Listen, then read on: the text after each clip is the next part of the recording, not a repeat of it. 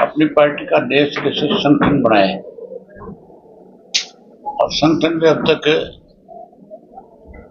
जिला के प्रधान तक की जिम्मेवारियां दी है। उसके आगे की जिम्मेवारी के लिए हमने मीटिंगें रखी है। प्रदेश को 3 जोन में बांटा है और इस 3 जोन में एक गुड़गांव का जोन बनाया गया है, एक हिसार का जोन बनाया है और एक जो है अम्बाड़ा का जोन।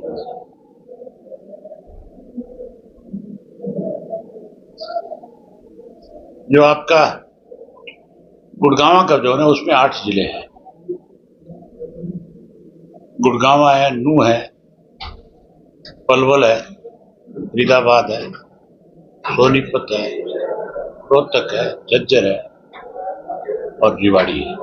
ये 8 जिले उसमें। उन 8 जिलों में हमने प्रभारी लगाया है प्रकाश भारती जी को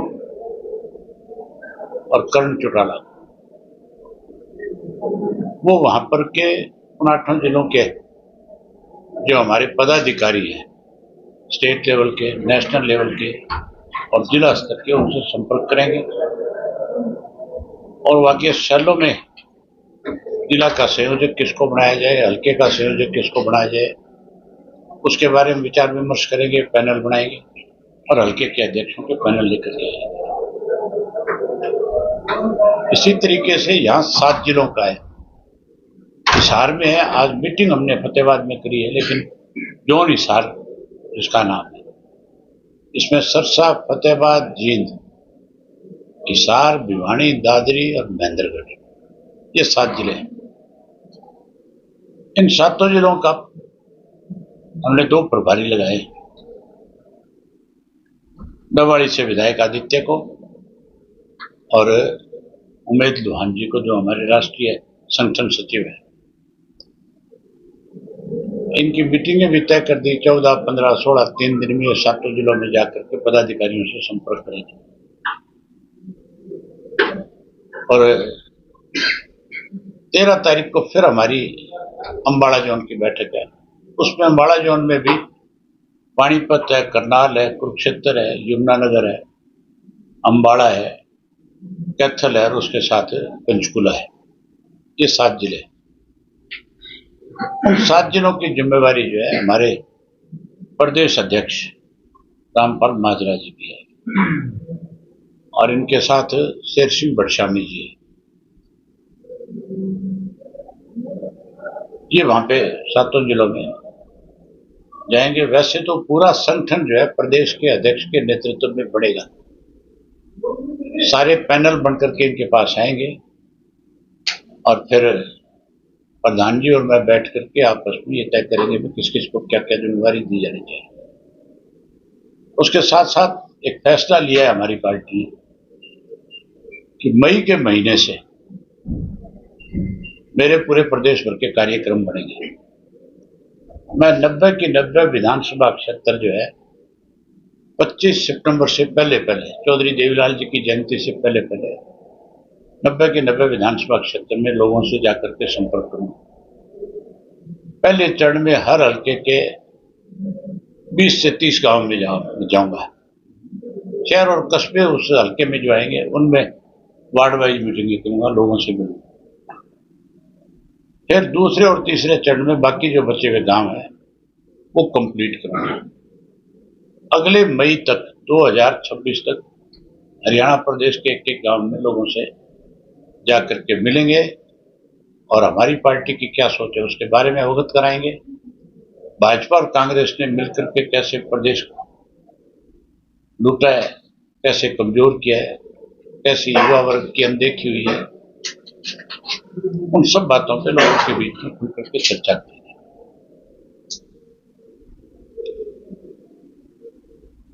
ये इस किस्म का एक रोड मैप हमने अभी तैयार किया है और उसी रोड मैप को आगे बढ़ाने के लिए हमने बैठ के करीब 25 सितंबर तक हम अपनी पार्टी का पूर्ण रूप से संगठन का गठन कर देंगे और उसके बाद मई में हम अपने कार्यक्रम शुरू कर देंगे। जो आज किसी वजह से अपने घर बैठे हैं या किसी गलतफहमी की वजह से हमें छोड़ करके किसी दूसरे के साथ चले गए, आज वह मायूस हैं। हम उन सबसे संपर्क करेंगे। संपर्क अभियान हमारा चल रहा है, काफी लोगों से मिले भी हैं। यह अभियान भी हमारा 25 सितंबर तक चलता रहेगा, पेश साहब के जन्मदिन तक। और हम सबको उन्हीं जन्मदिन के लिए ही इन्वाइट करेंगे साथ ही साथ, जो आप आना जरूर और अपने सब साथियों को लाओ, फिर से सक्रिय होकर के दोबारा से चौधरी देवीलाल की नीतियों को आगे बढ़ाओ। आपका बयान था कि अशोक अरोड़ा जी भी आना चाहें? हाँ, मोस्ट वेलकम है। मैंने कब ये कहा कि अशोक अरोड़ा ना आए? जब भी आना चाहेंगे तो हम उनका स्वागत करेंगे। अबे जी कुछ इस सरकार में, भाजपा की सरकार बनने के बाद इस प्रदेश में कांग्रेस और भाजपा की सरकार ने स्वयं कर्जे के प्रदेश के लोगों को कुछ नहीं दिया। दोनों के राज में कर्जे बढ़े हैं। चौधरी ओम प्रकाश चौटाला जब मुख्यमंत्री थे, पैसा सरप्लस होता था सरकार के पास। आज ब्याज का पैसा देने के लिए कर्जा लेना पड़ता है।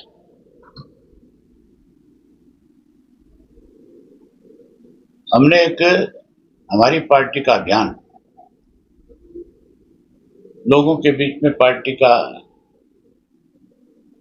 हर वक्त एक प्रेजेंस रहे, उसके लिए एक कार्यक्रम शुरू करें। विशेष जो कार्यक्रम है, जो विशेष आयोजन करेंगे, वो 1 जनवरी को चौधरी ओम प्रकाश चौटाला जी का जन्मदिन है, जिसे हम कार्यकर्ता दिवस के रूप में मनाएंगे और बूथ के सत्र तक इसको मनाने का काम करेंगे। 14 फरवरी को जो है हम युवा दिवस मनाएंगे। उस दिन ब्लड डोनेशन कैंप, कोई स्पोर्ट्स की इवेंट्स, यूनिवर्सिटीज के अंदर स्टूडेंट्स के साथ विशेष रूप से चर्चा करना, इस तरह के आयोजन करेंगे। 25 सितंबर को जननायक चौधरी देवीलाल जी की जयंती है, उसको हम सम्मान दिवस के रूप में मनाते हैं। और इसी तरह से 17 अक्टूबर, 29 अप्रैल जो हमारी पार्टी का स्थापना दिवस है, उसको भी विशेष रूप से हर घर पे झंडा अभियान चला करके मनाने का काम करें। उसके बाद 20 दिसंबर को चौधरी ओम प्रकाश चौटाला जी की पुण्यतिथि है, जिसे हम लोक पुरुष दिवस के रूप में मनाएंगे, जिसको भी बूथ सत्र तक लेकर के जाएंगे। और इसके अलावा जितने भी संत है, महानुभाव है, उन सबका एक कैलेंडर तैयार करेंगे और उनको भी, जो शहीद हैं हमारे देश के, उनको शहीदी दिवस के रूप में मनाएंगे। 23 मार्च को जैसे मनाते हैं भगत सिंह जी का जो शहीदी दिवस है, और संत महापुरुष जिनके नाम पे, जिनकी पुण्यतिथि मनाई जाती है, उनकी पुण्यतिथि, उनकी जन्म शताब्दी वो मनाने का काम करेंगे, जयंती मनाने का काम करेंगे। वही 20 सितंबर को हो गया, उसके बाद है हो गया सारा। संसद में वक्फ बिल पास हुआ है, आईएनएलडी का क्या स्टैंड है? भाजपा ने सबसे ज्यादा, राजनीति तो कांग्रेस ने भी जात पात की करी, जात पात के नाम पे लोगों को लड़ा करके कहीं अपना राजनीतिक स्वार्थ साधने का काम किया। लेकिन भाजपा उससे भी 2 कदम आगे निकल गई।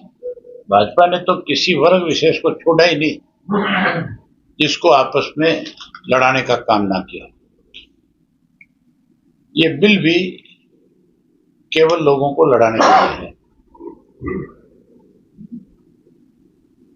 14 तारीख को प्रधानमंत्री आ रहे हैं, हिसार में भी भाषण करेंगे। प्रधानमंत्री आए, उनका स्वागत है। प्रधानमंत्री का इस प्रदेश से बहुत बड़ा संबंध रहा है। वो हरियाणा के लिए बड़ी सौगात दे, हरियाणा कर्ज मुक्त हो, इसके लिए अलग से पैकेज दे, और उसके साथ साथ जो लूट मचाने वाले लोग हैं उनको शाबाशी देने की बजाय उन पर शिकंजा कसे। जिन लोगों के खिलाफ इस एयरपोर्ट को लेकर के विधानसभा में चर्चाएं हुई है, उनकी इंक्वायरी कराई। जो 180 करोड़ में होने वाला काम था, जिस पे 1800 करोड़ खर्च कर दिए, उसकी इंक्वायरी हो, फिर उद्घाटन हो। बेईमान लोगों को जेल की सलाखों के पीछे भेजे। विधानसभा